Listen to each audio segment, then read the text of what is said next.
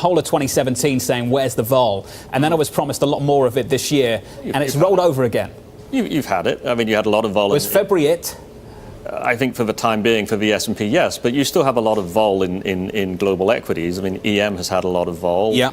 Rates have had some vol. Commodities have had a lot of vol. So this isn't 2017 where just being long almost where you were, didn't matter. But look, I think the S&P is very close to an all-time high.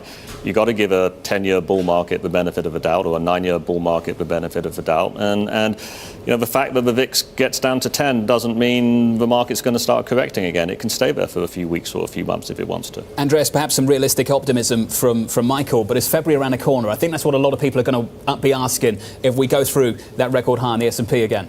Look, no crystal ball on this side, but what I would say is that we could point to earnings and say, hey, 24% year-over-year earnings. Even if you look forward 1 year out, we're still looking at 8% year-over-year after we just had 24% year-over-year. So if they keep delivering, if companies keep delivering, it's hard to make the argument against equity. And one thing to keep in mind is in January, multiples were at 18, but because earnings have delivered, they're now at 17, even though we're close to all-time highs. Right, so valuation is a little bit stretched, but nothing.